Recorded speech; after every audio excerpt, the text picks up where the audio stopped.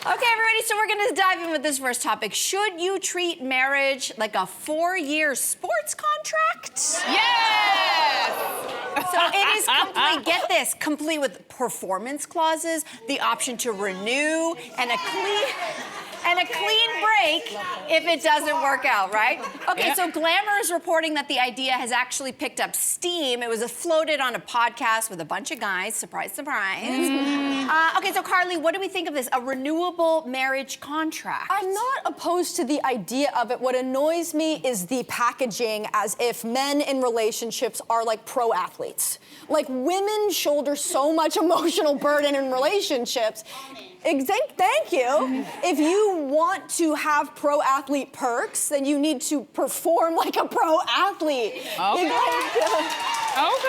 I don't want someone to expect me to perform like a pro athlete, though, at all, ever. And I think this is where I get tripped up. If you're modeling this after an athletic thing, there's a power imbalance right out of the gate, because people who are looking at athletes for whether or not they want to sign them again are looking at things like, how is their performance? Imagine if we put that into a romantic relationship. If a guy was suddenly saying, well, look, you didn't perform well this year, and you had that injury as well, so I think that I'm not going to sign. Like, that is so gross. There's something inherently disgusting about that.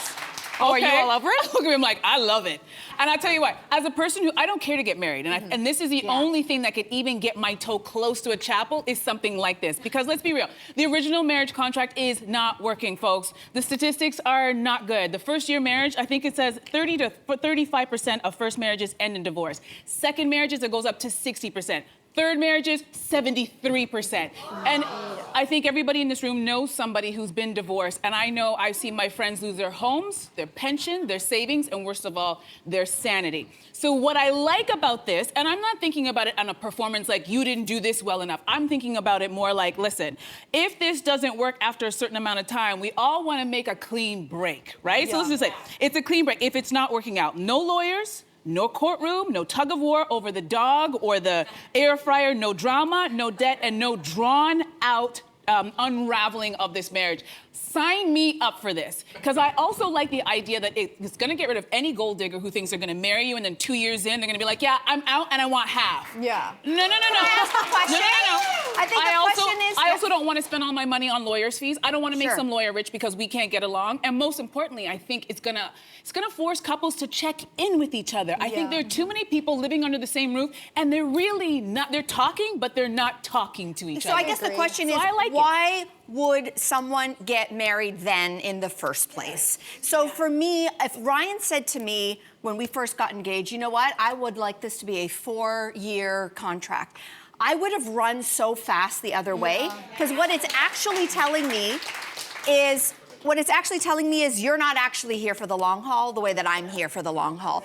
And I think that it's this kind of attitude that may sully the entire institution of marriage. If you believe in the institute of marriage, and some people don't, and that's great. If it's not for you, it is not for you. But if it is for you, don't just have a party for the gram. You're in it for a bigger reason. And so for me, in this idea of, it kind of treats this person as a disposable commodity. This is I think, the offshoot of swipe culture. Oh, it's so easy. Oh, you don't work out, next. And to me, it's like, we forget, if you want to be in a marriage, at least my definition is, it is hard work. It ain't rainbows and unicorns all days. And if you actually want to do this thing, because my goal is life partnership, well, then guess what? We're going to do this the right way. And if you want a contract, go pretend to be an NBA player and pretend and see how that works out, because I ain't for you. Then don't get married. Then just don't get wait a married. minute.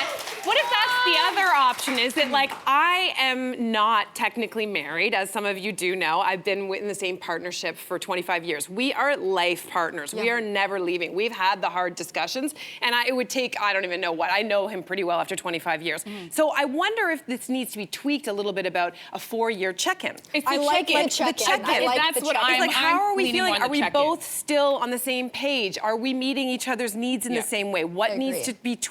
That, to me, is more than about, like, okay, we're gonna just rip up this contract. Do you feel like you have another 4 years in you? Yeah. We're entering year 4. Let's really think about it. Do you think you can do another 4? Because it's not just me you're marrying, it's my entire family, it's my finances, it's everything. So are we still on the same page? Because this is a reality, we all change. I'm a different person than I was 10 years ago, and that's just me. right? And if I'm trying to live with somebody and combine our lives, I think it's fair to have a 4-year check-in. Not so much on this. But why I 4 think years? people Why were not leaning- every day? I choose my partner every day. yeah, I choose the hard Here's the and deal. I choose the I good. love that, but I'm a heterosexual woman dating heterosexual men. Honey, that conversation is not always happening. Yeah. I'm not always getting the communication that I need. Yeah. So I'm like, I would like the check-in because then it forces the conversation to happen. I like it too because sometimes bringing up something that maybe isn't working for you in your relationship can feel like you're starting a fight even if you aren't.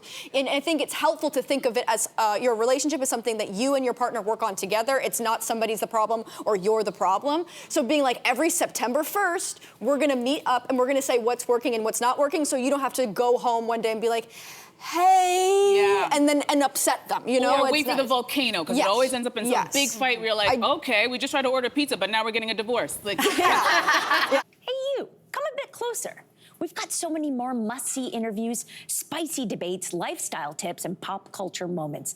So subscribe to our channel by tapping the logo below and don't miss out.